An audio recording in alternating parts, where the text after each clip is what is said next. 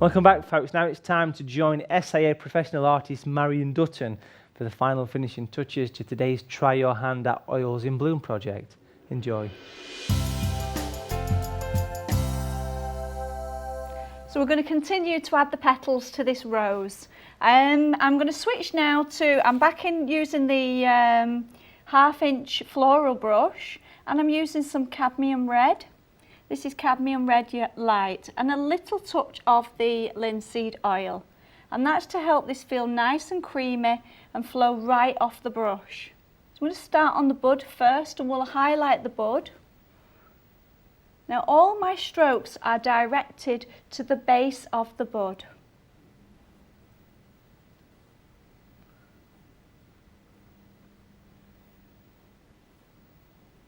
So I'm not putting too much detail in this. I want the focus to be on the rose, but I do want to highlight it just a little bit.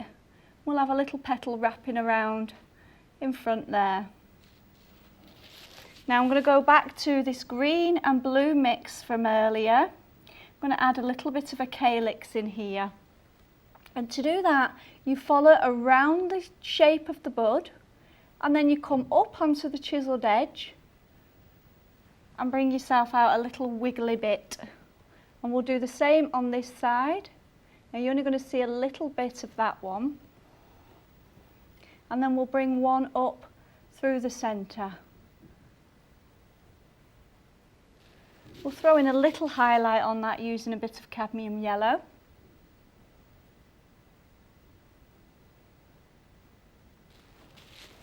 And I'll just clean that excess yellow away, and we'll start focusing on pulling out these petals. Again, using a little drop of linseed oil. You're looking for no resistance underneath the brush.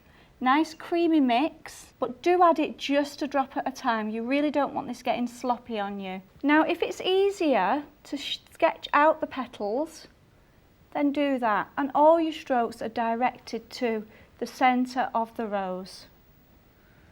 Using the chiselled edge of the brush from the outside, and pull these strokes into the centre.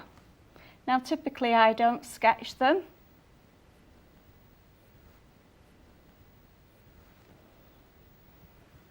So notice that all my strokes are directed to the centre of the flower. Now we'll create another row.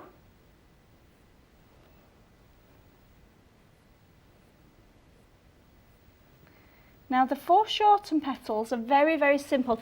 This, as the rose is sitting in place, you will only see the tips of the foreshortened petals. And I use the chiselled edge of the brush and just pull to create those nice and easily.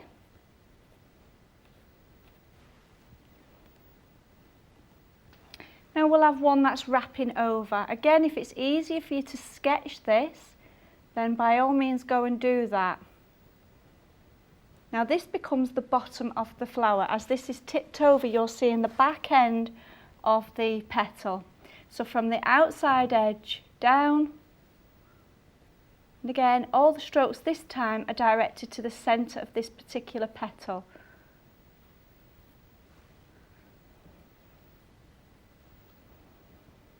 And we can start beginning to add some of these skirts in.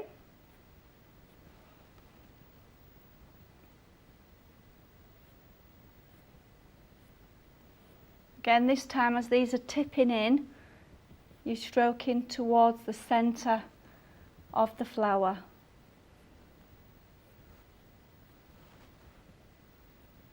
Don't worry about overlapping anything. It all looks really nice when you do overlap. And now we'll start working on some of these skirts. Now notice this time I've gone right out of the drawing area, and that's fine. You know, whatever it takes to make the shape of the rose. If you need to come out, it all adds to the transparency. So I'm just stroking these in, all directed to the centre.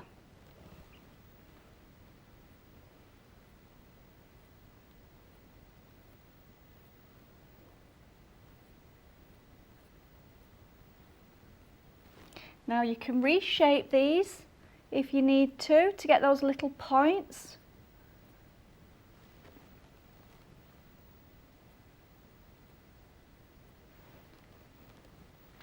Now at this point I'm going to decide where I want some highlights. In fact, I'm just going to join that one onto that as it's folding over. See how nice that looks as you've got that flipping over and wrapping round. And at this stage now I decide on what I want to highlight. So to highlight, if we use white, we're going to end up with a pink rose. So I'm going to use some cadmium orange. And I'm using this a little bit thicker, a little less oil this time. And again, we've said the light's coming in from the right. So I'm going to pop in a couple of little highlights using this orange. Again, this helps with the separation. Anything you want to sort of stand out from the petal behind, then you can use a lighter tone. Put another little row in there.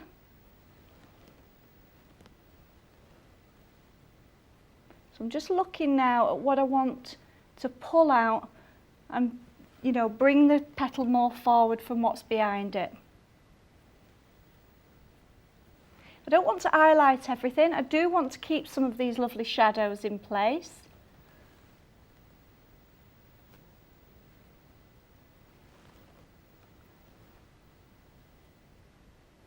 That's picked up a little yellow and that's all fine. It's not a problem. Now, as a general rule, I would say don't over highlight. You're just looking to pull out one or two little features. Again, we may pop in a little bit of a highlight on the top of that bud. Okay, so now I'm going to add some stamens in there. This really does start to bring the flower together. I'm using some alizarin crimson. And I'm going to tap those in. This is just a small detail brush. And some cadmium yellow. Again, just thin this a little bit with the oil because it does help it to stick to what's underneath. There's a lot of thick paint on there now, so using the thinner paint does help it to stick. And we'll throw in a little bit of the titanium white.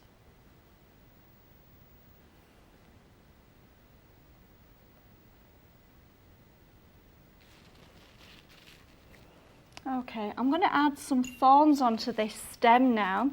Again, going back to this brown mix from before, which is the alizarin crimson and sap green. And they're very easily done just by putting a little thorn in, a couple of little areas.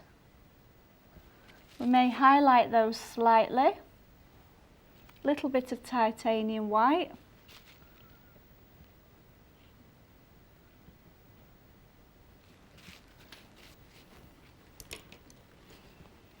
And again, I'm going to put in a little bit of a vein coming through these roses, using a bit of cadmium yellow on these leaves. This is just the final details now, standing back, taking a look at the painting and seeing where it needs a little bit more attention. I also think it's quite nice to throw in a little bit of the rose colour and tint one or two of your leaves. It's just always, again, another opportunity to throw in a little extra colour.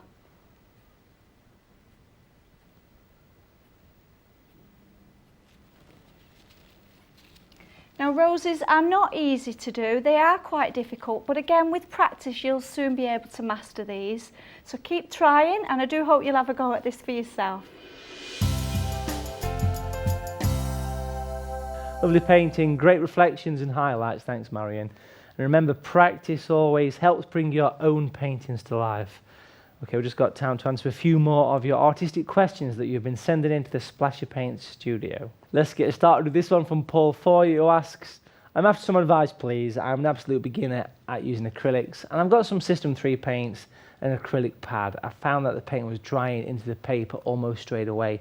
Should I have primed the paper first? My thought was, as it was acrylic paper, it would be ready for the paint. Well, there's a couple of things to discuss here. The first is to remember that you are using a paint that notoriously dries quick. It is one of those little challenges that acrylic artists can face. When you are painting on paper, it's worth thinking about how you are painting. Is the paint thick, or are you watering it down? Because you are using a paper that will be absorbing some of the moisture, so you could give the paper a coat of gesso to act as a primer base, keeping more of the moisture in the paint. However, you could add a little cost to your practice pieces. The best advice I have is to plan your painting first, what colours you are going to use, where and what order you'll be painting in the picture. This will help you get the paint on in the right place before it dries out. And Nicola Rance has emailed to ask, I've heard that I shouldn't mix paints between manufacturers because of the chemical composition, but can Winsor & Newton artist oils be mixed with Griffin alkyd oils or water mixable oils? Well, this is a good question. Lots of artists will poo-poo the idea that you can't mix different paints from different manufacturers, and that they've been doing it for years and nothing bad has ever happened. I know I've done it. However, the manufacturers do tell you not to mix different paints because this can cause a chemical reaction commonly called pigment shock. Basically, the paint will go like a gel, or the colours might split apart. If you are choosing to mix, experiment beforehand to make sure that you don't ruin your work. However, your question is about specific ranges from the same brand. The Winsor & Newton artist oils and Griffin alkyd oils can be mixed.